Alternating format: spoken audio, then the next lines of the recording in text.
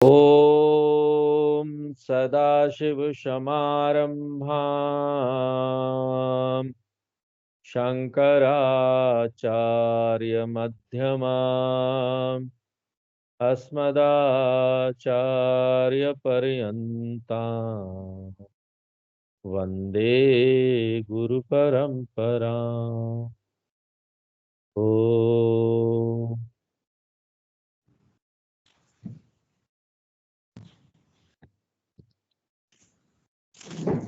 चौथे अध्याय का चौथा मंत्र पढ़ेंगे। तस्यैष आदेशः तस्यैष आदेशः यदेतद्विद्युतः यदेतद्विद्युतः व्यदयुतदा यदयुतदा इति नन्यमीमिषदा इति नन्यमिषिदा इत्यधिदैवतम्। इत्यधिदैवतम्। तो इस चौथे और अंतिम अध्याय में शिक्षक 3 विषय प्रस्तुत कर रहे हैं। पहला है ब्रह्म विद्या स्तुति, ब्रह्म ज्ञान की क्या महिमा है। दूसरा है उपासना साधन, मन को तैयार करने के लिए साधन के रूप में ध्यान बता रहे हैं, और अंत में कर्म साधना बताएंगे। इस ज्ञान के लिए कर्म और अन्य मूल्य साधन के रूप में ये सब बता रहे हैं। इन 3 विषयों में से सबसे पहला विषय हम पहले 3 मंत्र में देख ही चुके हैं। वहां उपनिषद में इंद्र, अग्नि और वायु की महिमा करके ब्रह्म विद्या की महिमा गाई गई है, क्योंकि इन 3 देवताओं को ब्रह्म विद्या के कारण महिमा मिली थी। इसलिए इनडायरेक्टली उनकी महिमा गाकर उपनिषद ज्ञान की महिमा गा रहे हैं। और अब चौथे मंत्र में हम दूसरे विषय में प्रवेश कर चुके हैं, जिसका नाम है उपासना, यानी कि ध्यान। मैंने आपको कहा कि यहाँ 4 उपासनाएं बताई जा रही है। ये सभी उपासनाएं तीसरे अध्याय में दी गई कहानी से जुड़ती हैं, उनके अनुसार है। प्रथम 2 उपासना को अधिदैव उपासना कहा जाता है, तीसरे को अध्यात्म उपासना और चौथे को गुण विशिष्ट उपासना कहा जाता है। इनमें से हमने 2 अधिदैव उपासना देख ली, जिसमें ब्रह्म का ध्यान विद्युत के रूप में यानी बिजली के रूप में किया गया, और दूसरा जो था उसमें ब्रह्म का ध्यान पलक झपकाने के रूप में किया गया, निमेशम।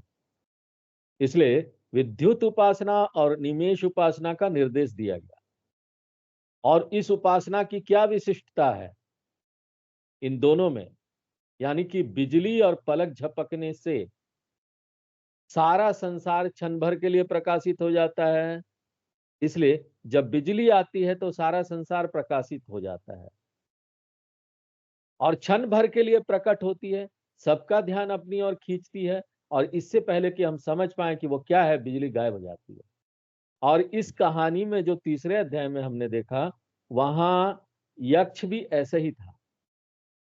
इसलिए व्यक्ति को बिजली का ध्यान ब्रह्म स्वयं भगवान के रूप में करना चाहिए। और फिर दूसरी उपासना थी पलक झपकाने की उपासना। इसमें भी हमारी अपनी आंखों से आने वाले प्रकाश के कारण पूरा संसार प्रकाशित हो जाता है, और वो भी थोड़े समय के लिए संक्षिप्त रूप में होता है। इसलिए निमेश की तुलना यक्ष से की गई। और दोनों उपासना किसके अंतर्गत आएगा? अधिदैव उपासना के अंतर्गत। इत्य अधिदैवतम, ये अधिदैव उपासना है। तो पिछले क्लास में हमने 2 अधिदैवतम उपासना देखा। अब अगले मंत्र संख्या 5 में हम अध्यात्म उपासना में प्रवेश करने जा रहे हैं। तो 5वां मंत्र हम लोग पढ़ते हैं। अथाध्यात्मम् अथाध्यात्मम् यदेतद् गच्छतीव च मनः यदेतद् गच्छतीव च मनः अनेन चैतद् अनेन चैतद् उपस्मरति उपस्मरति अभीक्षणगुम संकल्पः अभीक्षणगुणसंकल्पः।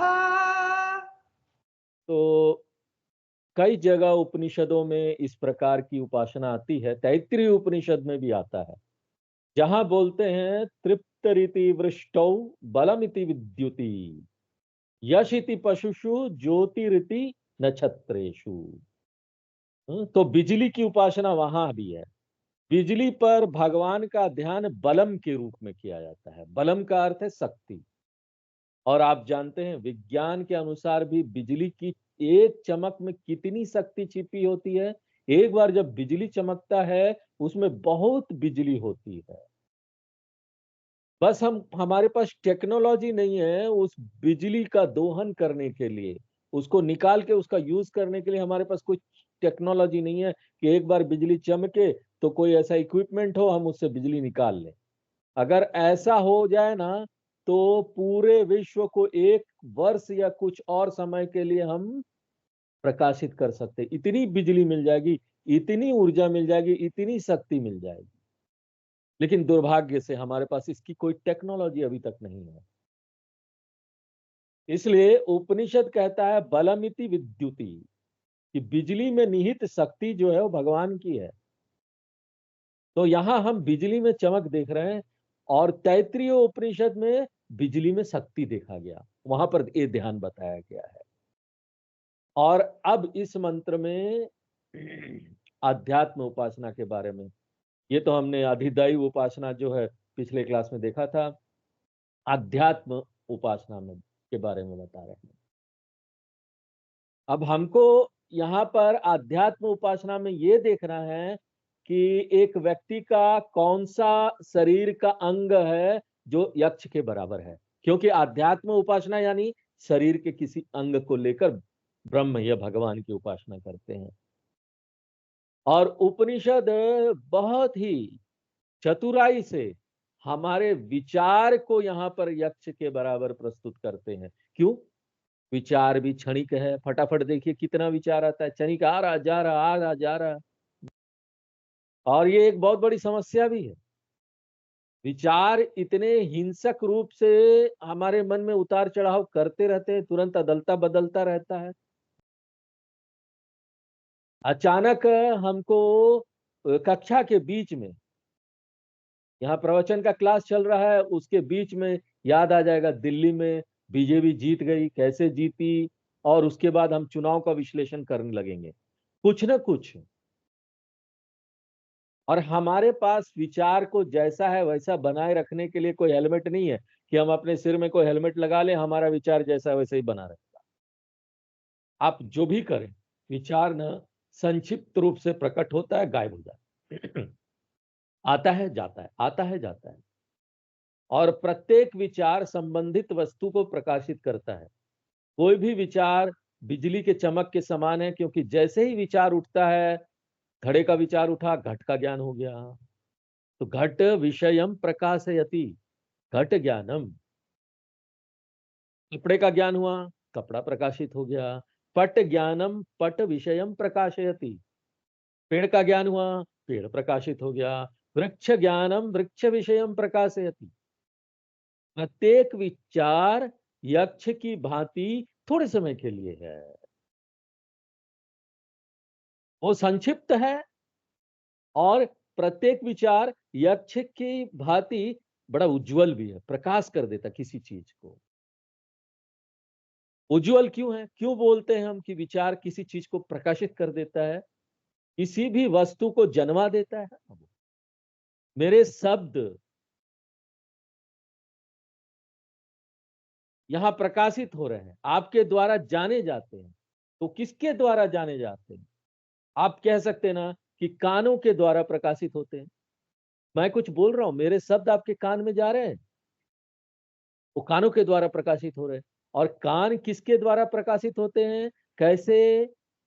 इन शब्दों को ग्रहण करके और मेरे द्वारा बोले गए प्रत्येक शब्द के अनुरूप आपके मन को एक सुसंगत शब्द वृत्ति बनानी चाहिए। शब्द आया और मन ने एक शब्द वृत्ति बनाई।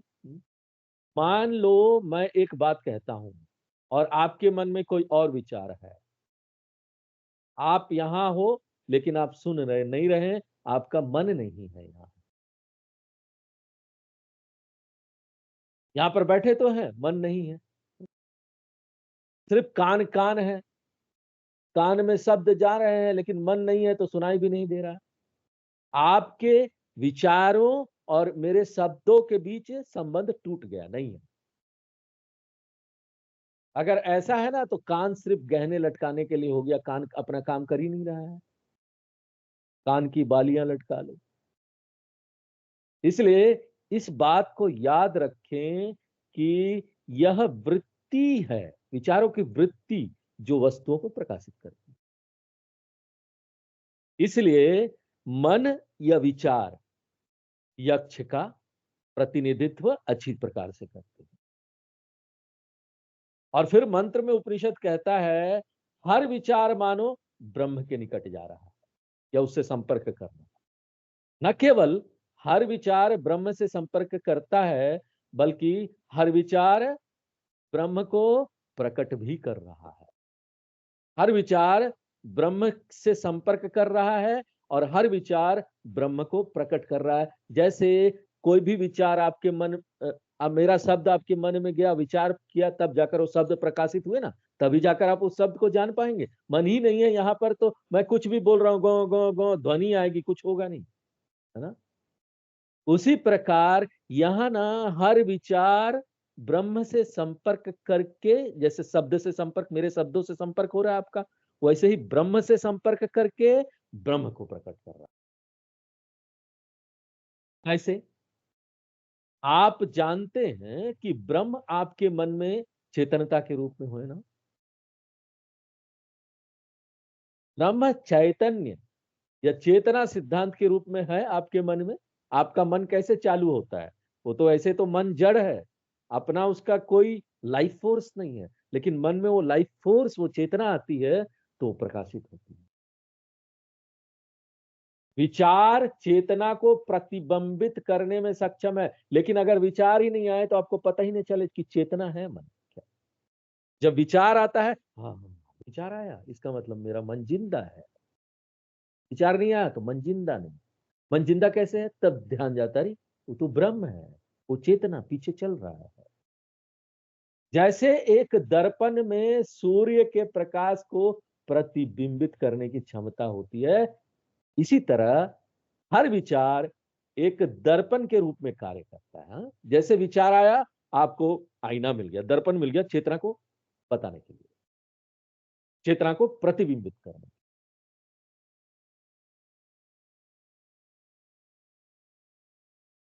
और ये जो चेतना अभिव्यक्त हो गई विचार आने से, इसको हम वेदांत में चिदाभास भी बोलते हैं या प्रतिबिंब चैतन्य भी कहते हैं।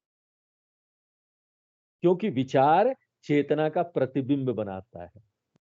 एक्चुअल चेतना तो वो नहीं है, लेकिन प्रतिबिंब बनाता है, आपको जन्मा देता है कि there is a life force, इसलिए तो मैं विचार कर पा रहा हूं या कर पा रही हूं।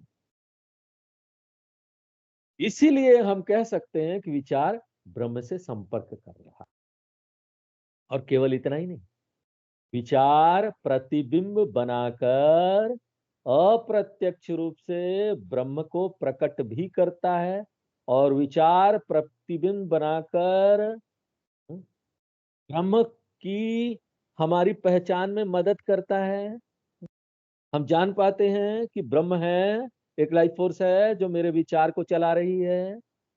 उस विचार के पीछे तभी तो विचार आ पा रहा है, जिंदा हो पा रहा है, समझ पा रहा है। तो देखिए ये बहुत सूक्ष्म, हाँ, ध्यान से समझना पड़ेगा। अब देखिए यहां पर ये माइक है, ये तार है, क्लिप लगा हुआ है, ये आपको दिखाई दे रहा है क्योंकि ये यहाँ प्रकाश से प्रकाशित हो रहा है, तभी तो दिखाई दे रहा है ना। क्लिप दिखाई देता है क्योंकि प्रकाश क्लिप को प्रकाशित करता है। ये क्लिप, ये माइक है, ये हर कोई समझेगा। लेकिन अभी हमको एक और सत्य भी जानना है। ये हटा दीजिए, इस माइक को हटा दीजिए, क्या होगा? यहां प्रकाश है लेकिन आप प्रकाश को पहचान या महसूस नहीं कर पाते। लेकिन जब मैं यहां माइक को रखता हूं, इसके ऊपर प्रकाश पड़ता है, तो आपको प्रकाश की उपस्थिति प्रतिबिंब के रूप में होती है। और इसलिए हम बोल सकते हैं कि ये जो क्लिप है, ये जो माइक है, ये प्रकाश को प्रकाशित कर रहा है, अप्रत्यक्ष रूप से प्रकाश को प्रकट करता है। उसी प्रकार हमारा जो मन है उसमें जब विचार आता है, ये विचार को मान लीजिए माइक है, वो विचार आता है तो विचार ब्रह्म को प्रकट करता है। और अगर ये माइक नहीं है तो प्रकाश किस रूप में है यहाँ, लेकिन अप्रकट रूप में है। लेकिन जब माइक है तो माइक प्रकाशित हो रहा है, जिसके कारण हम जान पा रहे हैं अरे प्रकाश है। और जब माइक नहीं है तो अव्यक्त रूप में वो है, नहीं दिखाई देने वाले रूप में है। इसलिए अब मैं दो स्टेटमेंट यहां आपको बताऊंगा, आपको अंतर नोट करना चाहिए। ये माइक प्रकाश से प्रकाशित होती है, फिर दूसरा स्टेटमेंट क्या है? ये जो प्रकाश है वो माइक द्वारा प्रकट होता है। तो पहले को प्रकाशनम कहा जाता है, दूसरे को अभिव्यक्ति कहा जाता है। क्लिप या माइक प्रकाश की अभिव्यक्ति में मदद करती है। प्रकाश माइक को रोशन करने में मदद करता है, रोशनी आ जाती है। और माइक प्रकाश की अभिव्यक्ति में भी मदद करती है। दोनों एक दूसरे को मदद कर रहा है। तो यहाँ पर जो ये माइक है वो प्रकाश को अभिव्यक्त कर देता है और प्रकाश माइक को प्रकाशित कर देती है। माइक प्रकाश को प्रकट करता है। अब इसी प्रकाश को आप मान लीजिए, जो लाइट है ना चारों तरफ फैली हुई है, उसको मान लीजिए आपके मन के अंदर वो चेतना है। और क्लिप की जगह या माइक की जगह अपने विचार को रखिए। जैसे विचार आता है आपको समझ में आ जाता है there is something life force going on inside me. प्रत्येक विचार चेतना के द्वारा प्रकाशित हो रहा है। अगर चेतना ना हो विचार आ ही नहीं सकता ना। वो प्रकाशित करता है विचार को, और चेतना विचार के कारण प्रकट हो जाती है। विचार ना हो तो पता ना चले कि हम जिंदा हैं। आपके विचार बंद हो जाते हैं, रात को सो जाते हैं तो क्या होता है सोचिए, पता ही नहीं चलता दुनिया भी है, चेतना भी है। तो चेतना विचार के कारण प्रकट होती है, हमको समझ में आ जाता है। इसलिए विचार चेतना के प्रकटीकरण में मदद करता है। इसलिए विचार चेतना को प्रकट करता है। जब मैं आप सभी को देख रहा हूं तो आप सभी प्रकाश से प्रकाशित है ना। लेकिन साथ साथ उसी प्रकाश की उपस्थिति में मैं आप सभी को पहचान पा रहा हूं। अभी करंट गया था तो अंधेरा हो गया था ना, कुछ पहचान में नहीं आता है। प्रकाश आया तो यहां पर प्रकाशित हो गया। इसलिए हम कह सकते हैं कि विचार चेतना को प्रकट करता है। और यही कारण है जब कोई व्यक्ति कॉमा में होता है तो क्या होता है, वहां कोई विचार नहीं होता ना। तो क्या होता है, चेतना नहीं होती क्या? कॉमा में चला गया, विचार ही नहीं है। चेतना है चेतना है तभी तो वो जिंदा है ना। लेकिन चेतना दिखाई नहीं दे रही, समझ में नहीं आ रहा, अप्रकट है। इसलिए हम क्या कहते हैं? हम कहते हैं व्यक्ति बेहोश हो गया। देखिए, वास्तव में ये जो लैपटॉप है, ये जो टेबल है, इमेज, ये सब भी ना चेतन है। इसके अंदर भी चेतना है। लेकिन ये जो टेबल है वो चेतना को प्रकट करने के लिए विचार नहीं कर सकती। कोई विचार नहीं, इसलिए चेतना प्रकट नहीं हो रहा। इसलिए हम कहते हैं ये जो टेबल है ना जड़ है, इसमें कोई चेतना दिखाई नहीं देती। जड़ का क्या मतलब है? जड़ का मतलब वो है जहां चेतना अप्रकट है। जड़ का मतलब ये नहीं है कि चेतना है ही नहीं वहां। चेतना तो हर जगह है। टेबल में दिखाई नहीं देती, मेरे अंदर विचार आता है तो प्रकट हो जाती है। अभी हम सभी सचेत हैं, जानते हो क्यों? क्योंकि चेतना प्रकट है। और यह प्रकट क्यों है? विचार के कारण। इसलिए विचार चेतना को प्रकट करता है। अब मंत्र की तरफ देखें। यदे तद गच्छतीव मनः। मन ब्रह्म के पास जाता है। मानो मन जो है ब्रह्म से संपर्क करता है। जैसे इंद्र गए, वायु गए, अग्नि गए, यक्ष से संपर्क किया। विचार ब्रह्म से संपर्क करता है, मानो इसी तरह की तरीके से ये हो रहा है। और केवल इतना ही नहीं, अनेन च उपस्मरति। व्यक्ति ब्रह्म को मन से याद करता है, क्योंकि मन ब्रह्म को प्रकट करने में मदद करता है। और व्यक्ति विचारों के माध्यम से ब्रह्म को केवल याद ही नहीं करता, अभिक्षण संकल्प, किंतु व्यक्ति प्रत्येक विचार के माध्यम से ब्रह्म की कल्पना भी करता है। व्यक्ति प्रत्येक विचार के माध्यम से ब्रह्म की कल्पना करता है, क्योंकि जब भी मैं किसी विचार का संपर्क कर रहा हूं तो मैं किससे संपर्क कर रहा हूं? ब्रह्म से। जैसे जब मैं आप सभी को एक साथ देख रहा हूं तो मैं किससे संपर्क कर रहा हूं? आप सभी में जो प्रकाश है उससे। लेकिन आमतौर पर क्या होता है, जो लोग जानते नहीं वो क्या बोलेंगे? बोलेंगे यहाँ तो लोग हैं सिर्फ, वो नहीं देख रहे हैं कि प्रकाश भी है। मुझे वो प्रकाश नजर नहीं आती जिसके कारण आप सभी जाने जा रहे हैं। प्रकाश के कारण ही आप सभी ज्ञात है ना। इसलिए हर कोई ब्रह्म का ध्यान कर रहा है, चाहे वो जानता हो या ना जानता हो। क्यों? क्योंकि हर विचार के माध्यम से वो ब्रह्म से संपर्क कर रहा है। तो ब्रह्म का अनुभव क्या करना भाई? हर समय तो आप अपने विचारों के माध्यम से ब्रह्म से संपर्क कर रहे हैं। अभिक्षण गुम संकल्प। अभिक्षण का क्या अर्थ है? व्यक्ति बार बार विचार के माध्यम से ब्रह्म से संपर्क कर रहा है, और इसलिए विचार को ब्रह्म उपासना, यक्ष उपासना के लिए लिया जा सकता है। और विचार भी यक्ष की तरह तेजस्वी है, क्योंकि हर विचार बाह्य जगत को प्रकट करता है। निद्रा के दौरान जगत प्रकट नहीं होता। क्यों? क्योंकि कोई विचार नहीं होते। इसलिए विचार होते हैं, जगत प्रकट होता है। विचार नहीं होते हैं, जगत प्रकट नहीं होता। इसलिए विचार यक्ष की तरह उज्जवल है, जो प्रकट होते हैं, प्रकाशित होते हैं, लुप्त हो जाते हैं। प्रकट होते हैं, प्रकाशित होते हैं, लुप्त हो जाते हैं। इसलिए किसका ध्यान करें? विचार का ध्यान कीजिए। तो यह हुआ अध्यात्म उपासना। मन का ध्यान या विचार ध्यान, ये बहुत ही सूक्ष्म ध्यान है। आपको अपने विचार का ध्यान करना चाहिए। इसलिए इस ध्यान को क्या बोलेंगे? अथा अध्यात्मम। हम लोग छठा मंत्र पढ़ते हैं। तद्धा तद्वनं नाम। तद्धा तद्वनं नाम तद्वनमिति तद्वनमिति उपासितव्यम् उपासितव्यम् स एतदेवं वेद।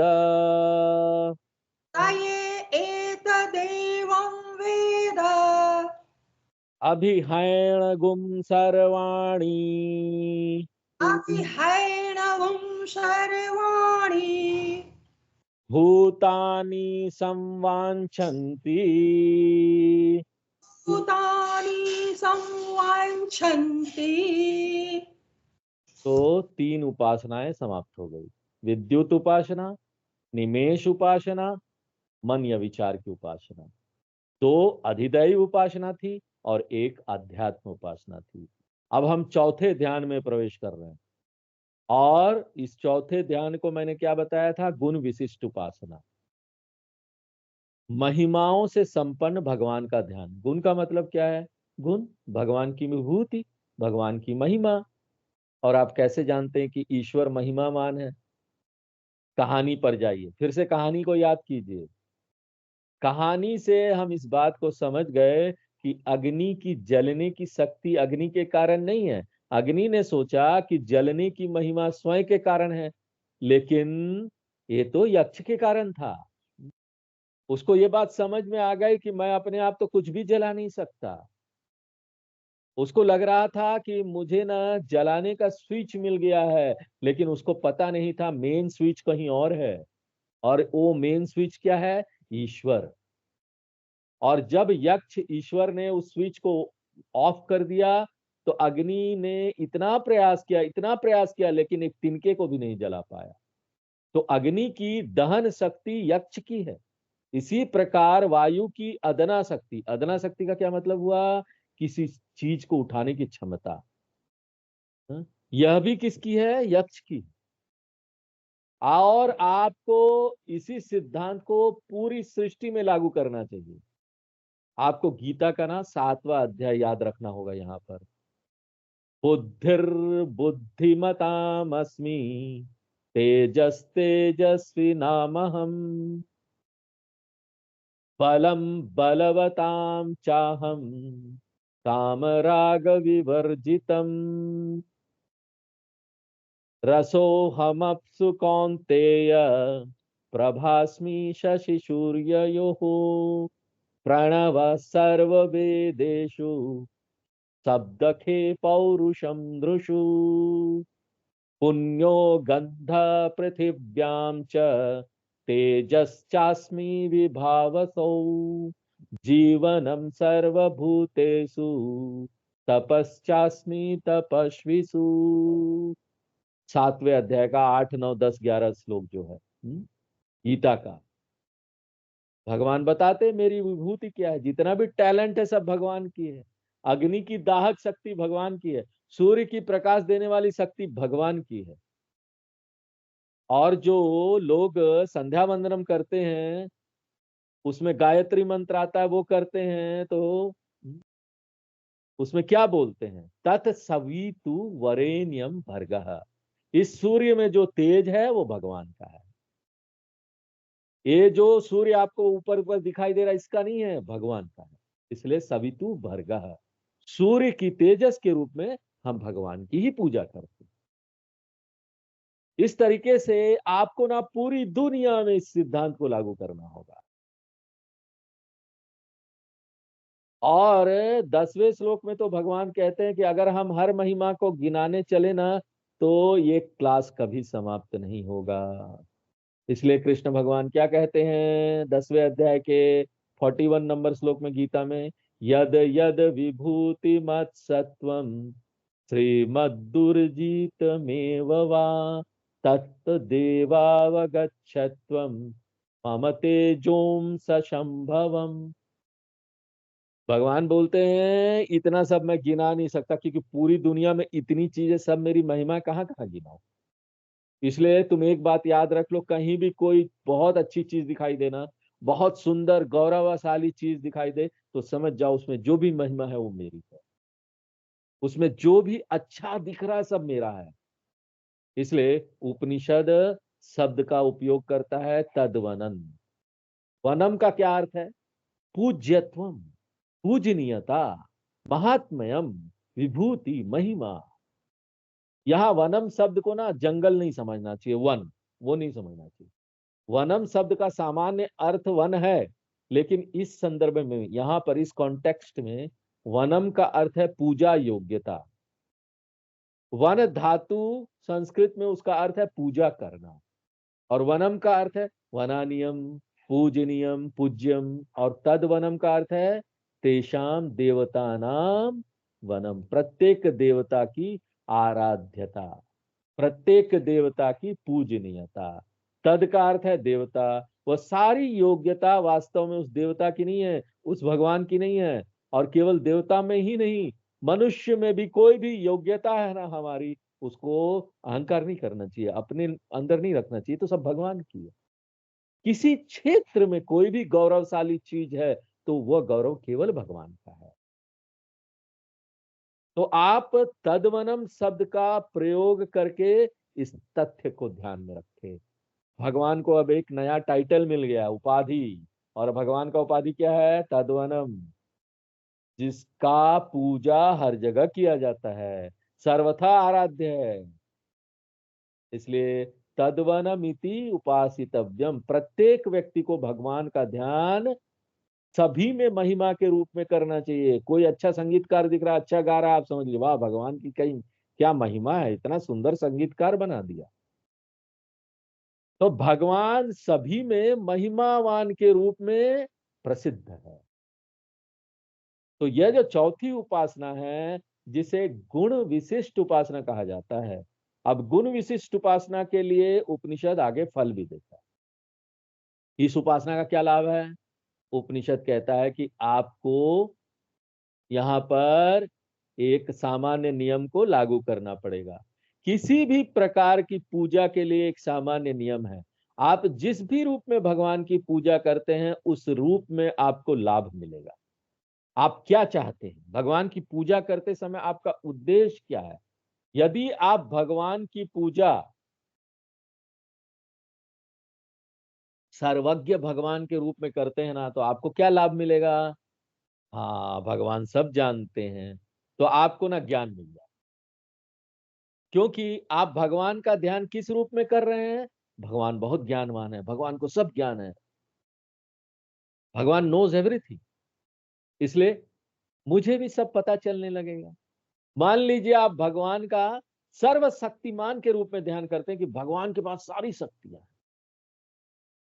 हैं, तो आपको भी शक्ति मिलेगी, आपका शक्ति बढ़ने लगेगा। यदि आप भगवान का ध्यान सबसे आकर्षक सुंदरन के रूप में करते, बहुत सुंदर है भगवान, तो ना, अगर आप मिस्टर यूनिवर्स या मिस यूनिवर्स बनना चाहते हैं, तो त्रिपुर सुंदरी का ध्यान करें।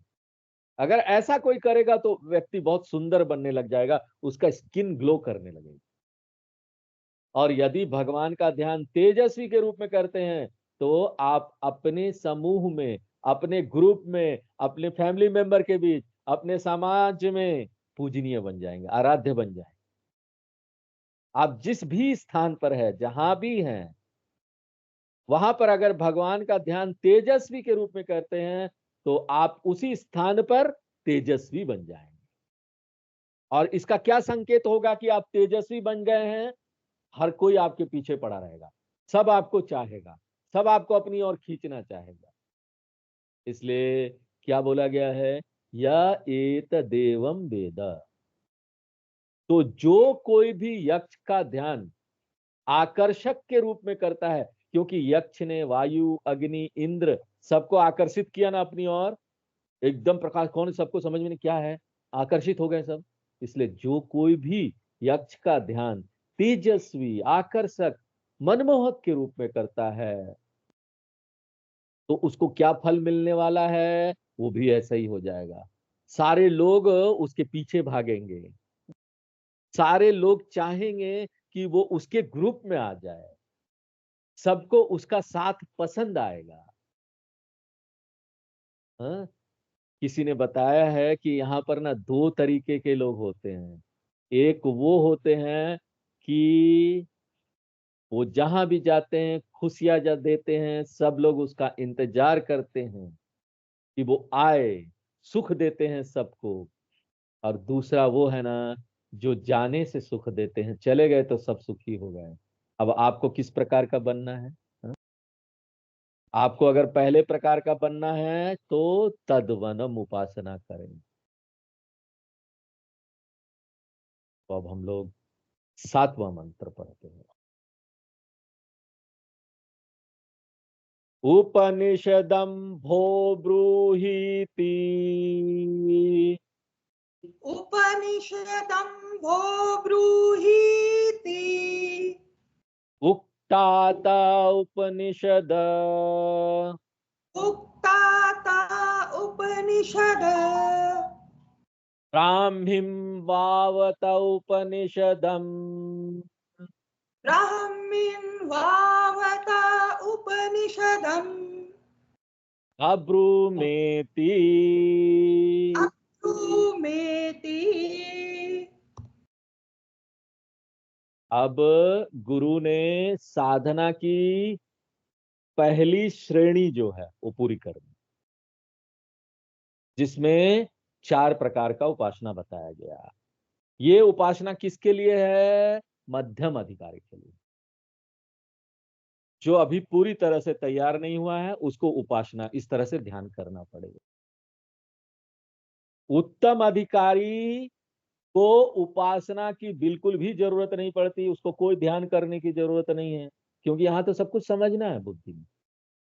वो सीधे सीधे पहले 2 अध्याय में ज्ञान को सुनेगा और ब्रह्म विद्या को समझ जाएगा। उसके लिए पहला 2 अध्याय आसान है। तो अगर लोग ब्रह्म विद्या का पालन करने में सक्षम नहीं है, यहाँ है विद्यार्थी लोग जो ब्रह्म विद्या नहीं समझ पा रहे हैं, वो अगर उत्तम अधिकारी नहीं है, अगर कोई मध्यम अधिकारी है, तो साधना क्या करना चाहिए? उपासना करना चाहिए, जो 4 उपासनाएं बताई गई वो। और अगर कोई ऐसा सोचे कि मैं मध्यम अधिकारी भी नहीं हूं, क्योंकि उपासना करने के लिए आपको एक जगह बैठना पड़ेगा स्थिर होकर। कई लोग तो स्थिर होकर बैठ ही नहीं सकते एक जगह, उनको बहुत काम करना चाहिए, वो चुपचाप नहीं बैठ सकते, एक जगह एकांत में शांति से नहीं बैठ सकते। तो ऐसे लोग ना अभी तैयार नहीं है, उनको बहुत काम चाहिए। उपासना के लिए तो आपको शांति से बैठना होगा।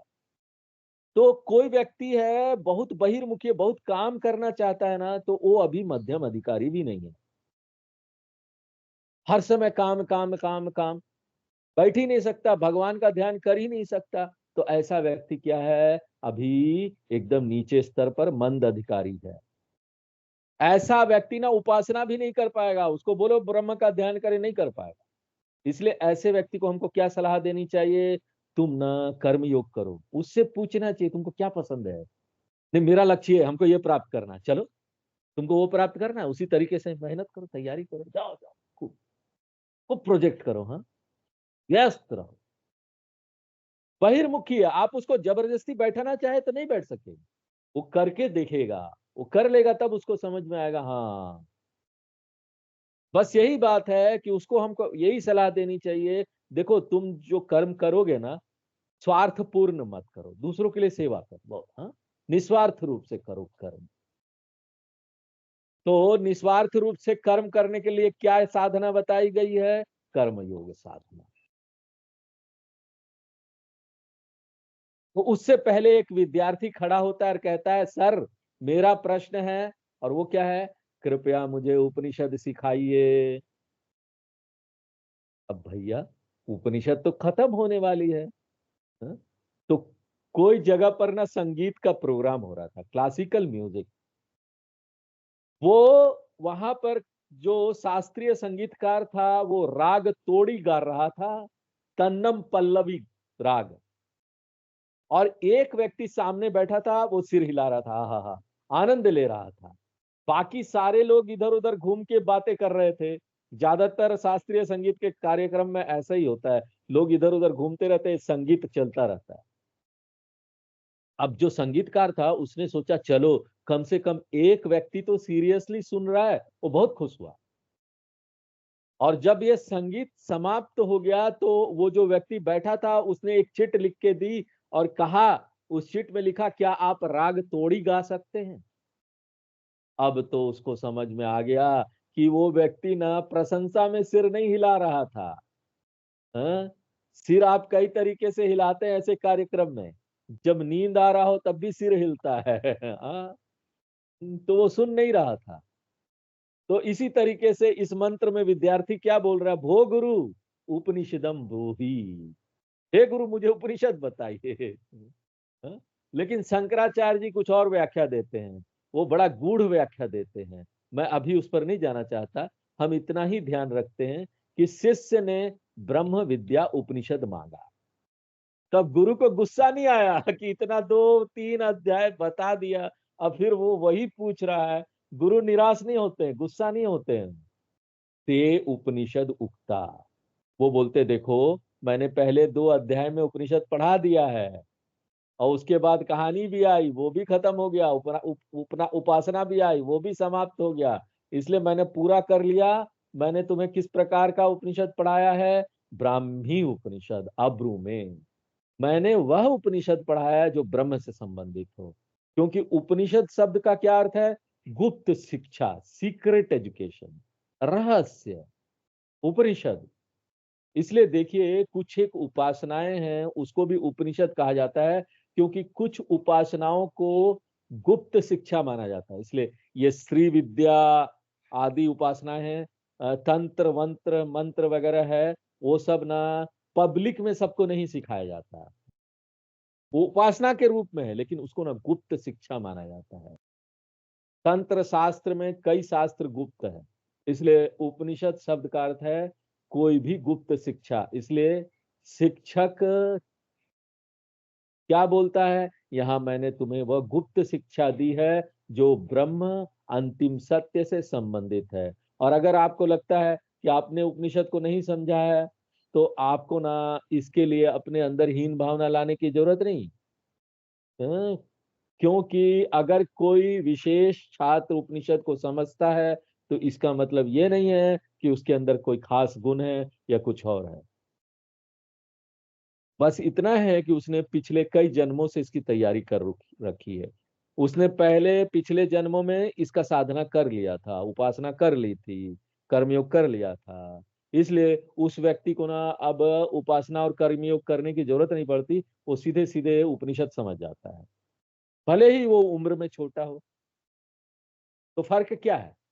कुछ लोगों ने पिछले जन्मों में तैयारी की है, और कुछ लोगों को इस जन्म में तैयारी करनी है। अभी की नहीं है तो करनी है। तैयारी हर किसी को या तो पिछले जन्म में करनी है, या इस जन्म में, या फिर आने वाले जन्म में। तो इसलिए कोई फर्क नहीं है, आपको बुरा महसूस करने की जरूरत नहीं। यहाँ पर गुरु बोलते हैं कोई हीन भावना मत लाओ, मैं आगे की साधना बताता हूँ। आगे तुमको क्या करना चाहिए, अगर ये भी नहीं हो रहा तो क्या करना चाहिए, उपासना भी नहीं हो पा रहा है तो क्या करना चाहिए, वो बता रहे हैं गुरु आगे। तो 8वां मंत्र पढ़ते हैं। तस्यैतपोदमः तस्य तपोदमः कर्मेति प्रतिष्ठा कर्मेति प्रतिष्ठा वेदा सर्वांगाणि वेदा सर्वांगाणि सत्यमायतनम्। सत्यमायतनम्। तो यहाँ पर कह रहे हैं गुरु कि अगर उपनिषद की इमारत को किसी दूसरे इमारत की तरह बनाना है, अच्छा बनाना है, अच्छा एक बिल्डिंग बनाना है, तो एक नींव की जरूरत होती है, अच्छे नींव की जरूरत होती है। नींव के बिना कोई भी बिल्डिंग अच्छी नहीं बनेगी। अगर आप बालू के ऊपर कोई भी इमारत जैसे तैसे बना देंगे तो क्या होगा? वो ना ताश के पत्तों की तरह घर घर कर कर भरभरा कर ढह जाए। ब्रह्म विद्या के संबंध में भी यही सत्य है। इसलिए वेद में उपनिषद अंत में आता है। उपनिषद यानी वेद का अंत है। वेद का पूर्व क्या बताता है? वेद का पूर्व ना इस शिक्षा का आधार है। ब्रह्म विद्या रूपी जो भवन है, जो बिल्डिंग है, उसका आधार है। और कुछ एक जो आधार है उसका उल्लेख यहाँ किया जा रहा है। कुछ एक ईंटें जो है उसका उल्लेख किया जा रहा है, और वो क्या है? तपह, दम, कर्म। ये सब वेद पूर्व में आ जाता है, यानी कि ये सब साधना है। ये साधना करोगे तभी वेद अंत वाला जो उपनिषद है वो समझ में आएगा। तप का अर्थ है संयम का जीवन, अनुशासन का जीवन, ऐसा जीवन जिसमें व्यक्ति न सभी अतियों से बचता है। कुछ भी चीज बहुत ज्यादा नहीं करना है, हाँ? संतुलित रूप में करना है। ऐसा जीवन जिसमें व्यक्ति भोग विलास में लिप्त नहीं होता, भोग नहीं करता। ऐसा जीवन जो स्वच्छंद जीवन नहीं है, एक अनुशासन वाला जीवन है। कृष्ण भगवान गीता के 6 अध्याय में बतलाएंगे। अब बतला चुके हैं, क्योंकि हम लोग गीता का 6 अध्याय देख चुके हैं। नात्यस्नतस्तु योगोस्ति न चैकांत मनस्नतः न चाति स्वप्नशीलस्य जाग्रतो नैव चार्जुन युक्ताहार विहारस्य युक्तचेष्टस्य कर्मसु युक्त स्वप्नावबोधस्य योगो भवति दुःखः। 6 अध्याय का 16 और 17वां श्लोक है। सब कुछ संयम में होना चाहिए। हमको खाना भी संयम में खाना चाहिए, उपवास भी संयम में करना चाहिए, सोना भी संयम में होना चाहिए, जागना भी संयम में होना चाहिए, बातचीत और मौन भी संयम में होना चाहिए। कभी कभी के लिए मौन रखना अच्छा होता है, मौनी अमावस्या के दिन मौन रख लिया। इसी तरह सब कुछ संतुलित होना चाहिए। काम करना भी जरूरी है और आराम भी जरूरी है। तो एक ना बीच का जो जीवन शैली है, संतुलित जीवन शैली, ऐसे जीवन शैली को तप कहा जाता है। मैंने तप को बहुत बार परिभाषित किया है। अपनी इंद्रियों पर अपना स्वामित्व स्थापित करने के लिए स्वेच्छा से हम आत्मत्याग करते हैं। वॉलंटरली कोई चीज को हम छोड़ देते हैं, अपने मन से छोड़ देते हैं, जबरदस्ती नहीं, स्वेच्छा से आत्मत्याग। ये स्वेच्छा शब्द बहुत महत्वपूर्ण है। इसलिए ना हम जो भी काम रोज रोज करते हैं ना, जिसकी आदत हमको पड़ी हुई है, उसके लिए ना कभी कभी हमको ना बोलना चाहिए। आज हम ये नहीं करेंगे, आज हम ये चीज नहीं खाएंगे या पिएंगे, चाय नहीं पिएंगे। जो कुछ भी आप रोज रोज कर रहे हैं ना, उसे बीच में एक बार ना भी बोलते रहिए। और ये आपको कैसे करना चाहिए? स्वेच्छा से, अपने आप, किसी के दबाव में नहीं। नहीं तो क्या होगा, आप उपवास तो कर लेंगे, हाँ, लेकिन खाली पेट होगा तो कई लोग ना, जब खाली पेट होता है ना तो राक्षस बन जाते हैं। सब मुंह से उल्टा सीधा निकलेगा, गुस्सा भी होते रहेंगे, पूरा दिन गुस्सा होते रहेंगे। बाद में पता चला खाया नहीं, पेट खा लिया, खिला दो बैठा के, गुस्सा खत्म। हाँ? तो इस तरह से कोई उपवास नहीं करना चाहिए कि पूरा दिन गुस्सा हो रहे हैं। अपने स्वेच्छा से कीजिए, अनुशासन के रूप में कीजिए, स्वेच्छा से आत्मत्याग कीजिए। किसी के दबाव में मत कीजिए। अरे उसने बोल दिया आज एकादशी है, खाना नहीं बन रहा है तो हमको भी उपवास करना पड़ गया। गुस्सा आ रहा, खाना नहीं खाए, नहीं भी खा रहे हैं और गुस्सा भी कर रहे हैं। सब स्वेच्छा से होना चाहिए, अपने मन से। अपने इंद्रियों पर अपना स्वामित्व स्थापित करना तब कहलाता है। और ना स्वच्छंद जीवन जीना भी सही नहीं है। हमको जो मन कर रहा हम कर रहे हैं, मन से चल रहे हैं, ये मन किया वही कर लिए, ऐसा नहीं होना चाहिए। बहुत ज्यादा अपने मन को दबाना भी सही नहीं है और पूरी तरह से खुली छोड़ देना भी सही नहीं है। इंद्रियों को हमको ना हैंडल करना आना चाहिए, नियंत्रित करना चाहिए। ऐसा अगर हम करेंगे ना तो इंद्रियों का स्वामी होंगे। उसको थोड़ा सा छोड़ो फिर खींच लो, ये दमा है। फिर कर्म, कर्म का मतलब क्या है? कर्तव्य का पालन, अपने कर्तव्य का पालन करना चाहिए। स्वधर्मम अनुष्ठानम, ऐसे कर्म जो हमारे आध्यात्मिक विकास के लिए सही है। हम अपना कर्तव्य कर्म करेंगे, वो हमको आध्यात्मिक विकास देगा। हमको उसको सेवा समझकर करना चाहिए। शास्त्रों में भी बहुत सारे और पूजा जप दूसरे और नियम भी बताए गए, जो कि आध्यात्मिक विकास के लिए, वो भी करना चाहिए। ये सारे कार्य आपको कोई धन नहीं देंगे, ये सारे कार्य आपको प्रसिद्धि नहीं देंगे। संध्या वंदनम करने से पद में वृद्धि नहीं होगी। और इसीलिए ना हम सबसे पहले ना इन्हीं चीजों का त्याग कर देते हैं। क्यों? हमको कुछ इसमें लाभ दिखता नहीं। भौतिक लाभ, पैसा का, प्रसिद्धि का, ये कोई लाभ दिखाई नहीं देता। हम कोई भी कार्य तभी करने के लिए तैयार होते हैं जब हमको ना उसमें फायदा दिखाई देता है। और जितने भी धार्मिक कार्य है, पूजा है, जप है, सेवा का कार्य है, बिना अपेक्षा के दूसरों की सेवा करे तो कोई अपेक्षा नहीं होनी चाहिए। अपने माँ बाप, अपने घर में जो संबंधी लोग हैं, सबकी सेवा बिना अपेक्षा के करो। ऐसा करो तो उसमें कोई लाभ नहीं मिलने वाला। हमको क्या लाभ? लाभ नहीं है ना। तो क्या होता है, आम तौर पर जब भी आपके अंदर प्रेशर आ जाएगा ना, बड़े प्रेशर में, तनाव में होंगे, आप ये सब छोड़ दो। सबसे पहले इसी को छोड़ेंगे। बाकी सब करेंगे, हाँ पिज्जा बर्गर, घूमना फिरना, वो सब करेंगे, लेकिन इसको छोड़ देंगे। आज पूजा नहीं हो पाएगा, आज जप नहीं हो पाएगा, नहीं आज हम किसी के लिए कुछ कर नहीं पाएंगे सेवा का काम। क्यों? प्रेशर आ गया, अंदर से तनाव हो गया। तो जब भी कोई एक्स्ट्रा प्रेशर आता है आपके जीवन में, तो सबसे पहला जो चीज आप छोड़ते हैं वो है आध्यात्मिक कार्य। वैदिक अध्ययन छोड़ देंगे, आज पढ़ाई नहीं होगा, क्यों? प्रेशर है। या तो कोई पाठ करना है, कुछ पढ़ना है, कुछ नहीं होगा। कुछ पढ़ के विश्लेषण करना है, श्रवण मनन निधि ध्यान करना नहीं होगा। और यहाँ पर सबसे महत्वपूर्ण मूल्य जो बताया जा रहा है वो सत्यम है। सत्यम का मतलब क्या है? सच्चाई, ईमानदारी, निष्ठा। बहुत जरूरी है। हमको सीधा साधा रहना चाहिए, ये नहीं कि बोल रहे हैं कुछ और कर कुछ और रहे हैं। ये नहीं होना चाहिए।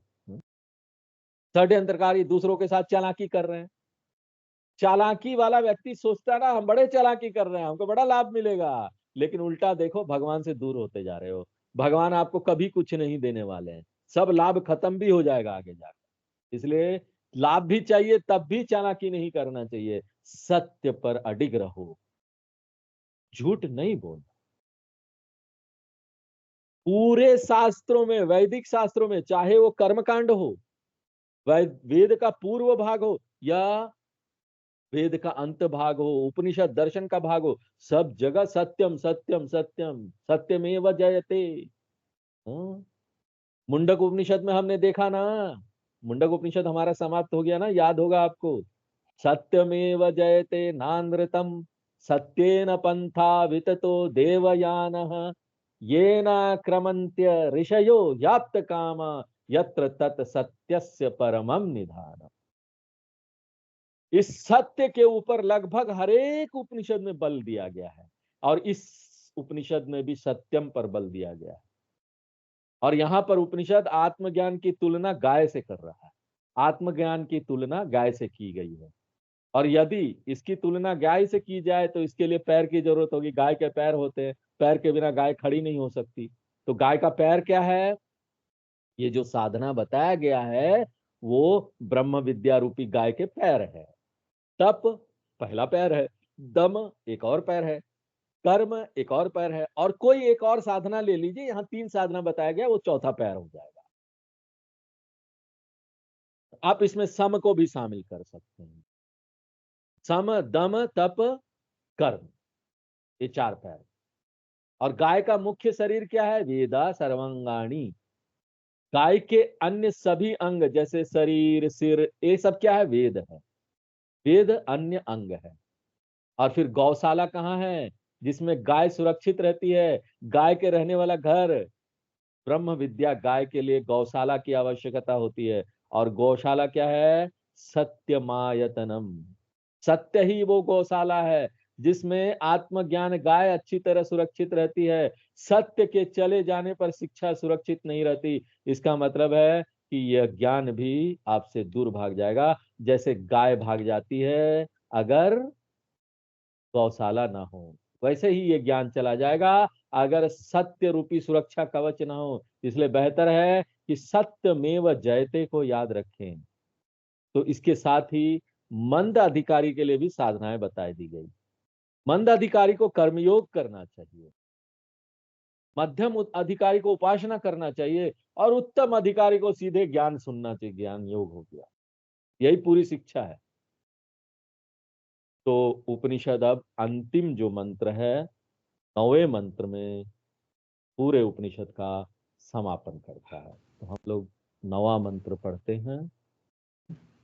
यो वा एतामेवम् यो वा एतामेवम् वेदापहत्य पापमानम् वेदापहत्य पापमानम् अनन्ते स्वर्गे लोके अनन्ते स्वर्गे लोके ये प्रतितिष्ठति ये प्रतितिष्ठति प्रतितिष्ठति। प्रतितिष्ठति। तो फिर हर किसी को क्या करना चाहिए? उपनिषद में ना सबके लिए एक उपदेश नहीं है, क्योंकि सभी जो साधक है ना वो एक स्तर पर तो है नहीं। किसी का स्तर नीचा है, किसी का ऊपर है, कोई मंद अधिकारी है, कोई उत्तम अधिकारी है, कोई मध्यम है, क्योंकि अधिकारी अलग अलग है। इसलिए शिक्षा भी अधिकारी के अनुसार अलग अलग होनी चाहिए। भीड़ में इसलिए उपनिषद की शिक्षा नहीं दी जा सकती।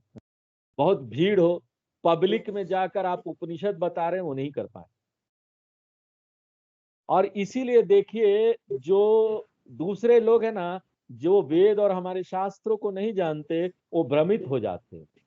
वो बोलते हैं, अरे वेद इतना कठिन क्यों है, इतना जगह जगह इतनी और चीजें क्यों बताई गई है? क्या वेद हमको एक सरल सा आसान सा आज्ञा नहीं दे सकता? ये 10 काम है, तुम कर लो, हो गया।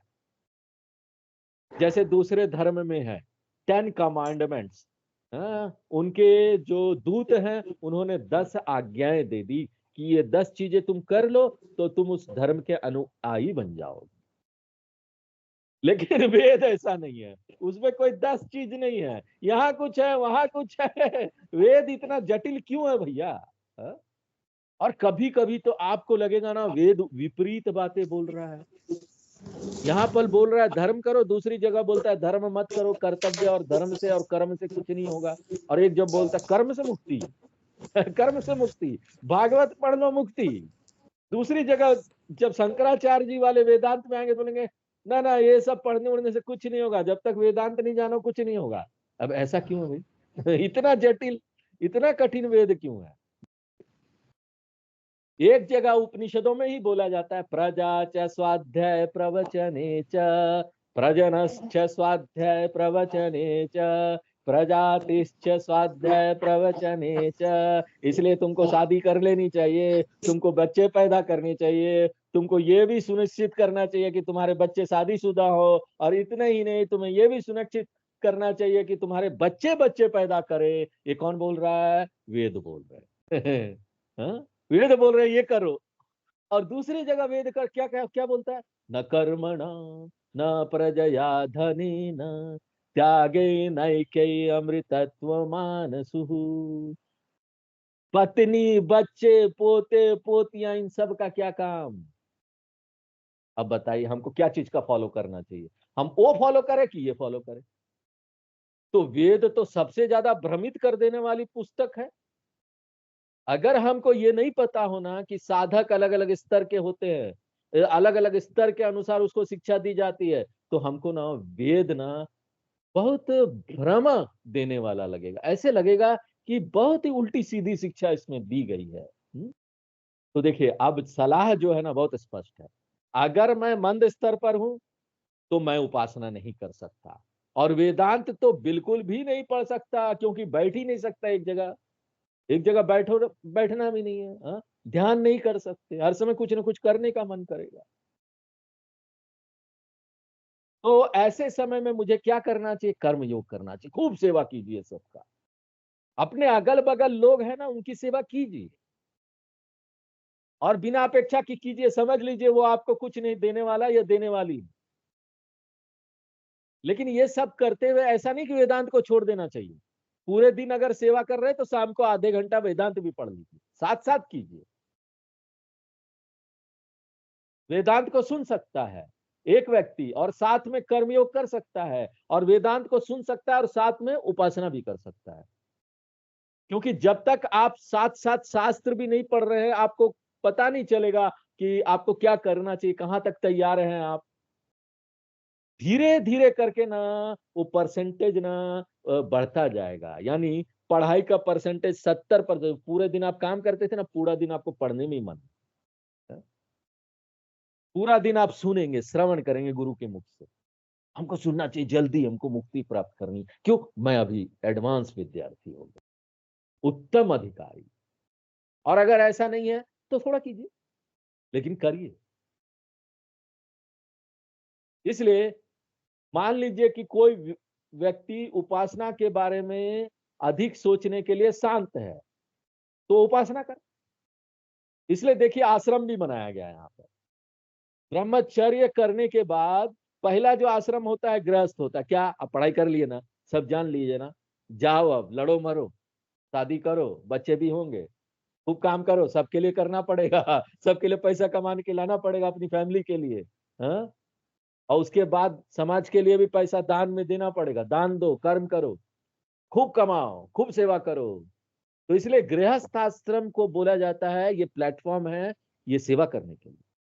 लोग गृहस्थ आश्रम को क्या समझ लेते हैं कि जीना यहाँ, मरना यहाँ, हाँ? यही सब कुछ है, हाँ? अब हम जुड़ गए हैं बस, हाँ? और इसीलिए तनाव में आ जाते हैं, डर लगा रहता है, भय लगा रहता है। हमारे शास्त्रों का उपदेश ये नहीं है। कर्म करो, खूब करो, जब तक कर्म में मन लग रहा है। गृहस्थ नहीं छोड़ना है, लोगों को नहीं छोड़ना है, नहीं तो परेशान हो जाओगे, अकेले में रह ही नहीं पाओगे, अकेले रहने का आदत ही नहीं है। और जब ऐसा लगे कि अब हमको अकेले रहने का मन कर रहा है ना, तो दूसरा आश्रम में जाओ। गृहस्थ आश्रम के बाद वानप्रस्थ आश्रम है, हाँ? ये बड़ा लॉजिकली बनाया गया था कि 50 के बाद, 55 के बाद धीरे धीरे करके चाबी थमा दो और एक ही कमरे में अपने ही घर में अकेले हो जाओ, खाली खाना लो, दूसरे के काम में टांग मत अड़ाओ, अपने बच्चों के काम में टांग मत अड़ाओ। भले आप बहुत कुछ जानते हो, भले आपको दिख रहा होगा बच्चे गलत करने जा रहे हैं, चुपचाप रहो जब तक कोई ना पूछे। अभी जबरदस्ती बोलोगे तो आप आपका सम्मान भी नहीं करेंगे, इसलिए चुप रहिए, हाँ? धीरे धीरे आगे वानप्रस्थ में जाइए, और जब वानप्रस्थ भी में लगे ना कि अब तो किसी के साथ नहीं, भगवान अकेले भगवान, तो संन्यास आश्रम में चले जाइए। आज के दिन में तो बाहर से ये सब छोड़ना संभव नहीं है, जहां है वहीं रहकर कीजिए ना। जहां आप जाएंगे वहां पर आश्रम होगा। हम सोचेंगे ये गृहस्थ आश्रम है, अरे कोई दीवार और घर थोड़ी ना आश्रम होता है। दीवार और ये किचन तो हर जगह होगा। कुंभ में जाएंगे, कहीं आश्रमों में जाएंगे, वहां भी लोग हैं चारों तरफ, उनकी सेवा करनी है आपको, वहां भी किचन है, खाना बनाना है 3 टाइम, पेट तो है ही, हाँ? तो ये सब करना क्यों, अगर वो समझ जाएंगे ना तो कहीं भी कर लेंगे ना। वहां जाकर भी सेवा ही करनी है तो सेवा करो ना, अगल बगल तो लोग मिले, जितनी सेवा कर सके। सब यहाँ पर तो लोग हैं मांगने वाले। हाँ, हमको 2 वाले हैं तो दो ना। कोई आपको 2 वाले बोलेगा नहीं, हमको 2 वाले हैं सब आपके अगल बगल। तो दो। हाँ? वही देना तो कहीं और जाकर भी करना है। ऐसा तो नहीं होगा कि आप जहां जाएंगे वहां लोग गायब हो जाएंगे, अचानक एवरीथिंग गॉन, गायब, घर वगैरह सब, किचन पे कुछ नहीं है, खाना भी नहीं खाना, चुपचाप बैठे रहो, अपने आप भूख खत्म हो जाएगा, ऐसा तो होगा नहीं। हाँ? हाँ? सब कुछ करना वही पड़ेगा, वही सब कुछ कर रहे हो, बस क्या बोलोगे, आश्रम में आ गए स्वामी जी के पास है। हाँ? ये क्या आश्रम में आ गए स्वामी जी का, आपको दिखाई नहीं दे रहा कि वही काम आप वहां भी जाकर करोगे, यही घर में करो ना। ऐसा बनो कि लोग तुमको पसंद करने लगे चारों तरफ। कर्मयोग से गुजरो। बहुत सेवा का मन है, नहीं बैठा जा रहा उपासना करने में, पूजा करने में, तो करो ना। ऊपर अपॉर्चुनिटी तो है, अवसर अगल बगल इतना है, जबरदस्त अवसर है। अगर आप ये देखिए हरिद्वार, ऋषिकेश और ये सब जगह चले जाएंगे, अवसर कम है वहां, क्योंकि वहां पर ज्यादातर आश्रम में लोग ना पढ़ाई पूरी करते, ज्यादातर एक जगह घर के अंदर रहते, जो ज्यादा काम नहीं करते। लेकिन कर्म योग करना अगर है तो, अगर हम सब लोगों के बीच में रहे तो कितना अपॉर्चुनिटी मिल रहा है आपको, अवसर मिल रहा है सेवा करने का। जब ऐसा मन हो जाए ना कि अकेले रहने का मन कर रहा है, उस समय आपको उपासना में आ जाना चाहिए। उपासना करिए, खूब पूजा ध्यान कीजिए, भगवान का ध्यान, पूजा, हाँ? और उसके बाद ये भी जब हो जाए, लगे समझ में नहीं आ रहा भगवान क्या है, पूजा तो कर रहे हैं अलग अलग, मैं अलग भगवान अलग, तो फिर ज्ञान में आ जाइए। ज्ञान से गुजरिए।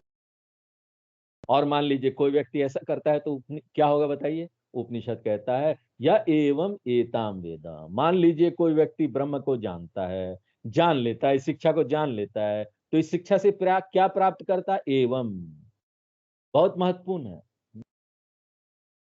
उपनिषद पूरा होने के बाद मुझे यह नहीं बोलना चाहिए ब्रह्म कहाँ बैठा है, मुझे जाना पड़ेगा, ब्रह्म को मेरे सामने आना पड़ेगा, मुझे उस ब्रह्म तक पहुंचने के लिए ध्यान ध्यान समझिए, ध्यान साधना में ब्रह्म तक पहुंच जाएंगे। ऐसा कुछ नहीं होने वाला है। अगर ऐसा समझेंगे तो ना फिर कुछ नहीं समझा। समझना क्या है? मैं ही वो ब्रह्म हूं, कहीं ढूंढने जाने की जरूरत नहीं, बस समझना है। चेतना के रूप में सदा मुझे इसका भान हो रहा, कोई अनुभव भी नहीं करना, एवरी टाइम इसका हो रहा है मुझे अनुभव, प्रत्येक विचार के माध्यम से। प्रतिबोध विदितम मतम, यह न तो ज्ञात वस्तु है और न ही अज्ञात वस्तु है, क्योंकि यह कोई वस्तु ही नहीं है, यह मैं ही हूं, मैं स्वयं हूं। इति एवं, इस तरह से कोई शिक्षा प्राप्त करता है, उल्टा सीधा नहीं कि हमको, हाँ हम तो ब्रह्म को जान गए लेकिन हमको जाकर हिमालय में साधना करना है, अभी समझना है, चमत्कार होना चाहिए, तब फिर वो कुछ नहीं जानता। अगर कोई ऐसा जानता कि वही ब्रह्म है, जान गए हैं, अरे कहाँ जाना, तो फिर ज्ञानम का फल क्या है? पाप मानम अपहत्य, वो सभी पापों का नाश कर देगा, अपने सभी पाप उसके खत्म हो जाएंगे। सर्वम ज्ञान प्लवेनेव वृजिनम संतरिष्यसि। चौथे अध्याय का गीता का 36 नंबर श्लोक है, वो सभी पापों का नाश कर देगा। और सभी पाप में क्या है? सभी पाप में पुण्य भी आ जाएंगे, क्योंकि वेदांत के अनुसार पुण्य भी पाप है। अगर पुण्य रहेगा तो अगला जन्म मिलेगा, फिर से दुख, फिर से लोग आएंगे चारों तरफ, वो आपको पिन प्रिकिंग करेंगे, झटका झुटको मिलता रहेगा संसार में, भगवान देते रहेंगे। इसलिए अगर पुनर्जन्म से छुटकारा प्राप्त करना है तो पुण्य भी खत्म होना चाहिए। पुण्य और पाप दोनों पाप है। और उसके बाद मुख्य पाप क्या है? अज्ञान। तो ये तीनों समाप्त हो जाएंगे, और एक बार अज्ञान समाप्त हो गया तो मूल पाप समाप्त हो गया, तो सब कुछ समाप्त हो गया, आप स्वतंत्र हो गए। पुनरपि जननम पुनरपि मरणम से छुटकारा प्राप्त हो गया, और आत्मज्ञान से ये सभी नष्ट हो जाएंगे। तो इस तरीके से, हाँ, उपनिषद क्या बोल रहे हैं? ये जो सृष्टि की सबसे बड़ी चीज है, सबसे श्रेष्ठ, जो अंतिम है। इसलिए यहां पर जो शब्द दिया गया ना, स्वर्ग लोके, उसको स्वर्ग लोक नहीं समझना चाहिए, क्योंकि ये शब्द जोड़ दिया गया है, माने सबसे अंतिम, सबसे बड़ा। स्वर्ग लोक सबसे बड़ा नहीं है। इसलिए हमको इस मंत्र में क्या समझना पड़ेगा? अगर स्वर्ग लोक लिखा है तो स्वर्ग लोक मतलब ब्रह्म। उस ब्रह्म में क्या हो जाता है? प्रतिष्ठति, अच्छी तरीके से स्थापित हो जाता है, ब्रह्म निष्ठा हो जाता है। और प्रतिष्ठति शब्द को 2 बार मंत्र में बोला गया है। इसका मतलब यह फल निश्चित है, गारंटी कार्ड है, गारंटी है, फल मिलेगा। हाँ? दोहरा दिया गया, बस एकदम गारंटेड है। जो इसको इस प्रकार से जानेगा ब्रह्म को, तो उसको निश्चित रूप से एक ये फल मिलेगा, वो ब्रह्म के साथ एक हो जाएगा। और दोहराने का एक और मतलब भी है कि कोई शब्द को उपनिषद तभी दोहराते हैं जब ना उपनिषद का अंत होता है। तो इस दोहराने के साथ प्रतिष्ठति, इसके साथ ही ये उपनिषद अब समाप्त हो। तो आज यही सब समाप्त होता है, ये केनो उपनिषद। अगले क्लास में हम इसका पूरा सार बताएंगे आप लोग, केनो उपनिषद का। आप्यायन्तु ममांगानि आप्यायन्तु ममाङ्गानि वाक्प्राणश्चक्षुश्रोत्रम् प्राणश्चक्षुः श्रोत्रम् अथो बलमिन्द्रियाणि च सर्वाणि अथो बलमिन्द्रियाणि च सर्वाणि सर्वं ब्रह्मोपनिषदम् सर्वब्रह्मोपनिषदम् आहं ब्रह्म निराकुर्याम् माहं ब्रह्म निराकुर्याम् मा ब्रह्म निराकरोत् आमा ब्रह्म निराकरोत् अनिराकरणमस्तु अनिराकरणमस्तु अनिराकरणमे अस्तु अनिराकरणमे अस्तु तदात्मनि निरते तदात्मनि निरते य उपनिषदसु धर्माः य उपनिषत्सु धर्माः ते मयि सन्तु ते मयि सन्तु ते मयि सन्तु ते मयि सन्तु ॐ शान्ति शान्ति शान्तिः ॐ शान्ति शान्ति शान्तिः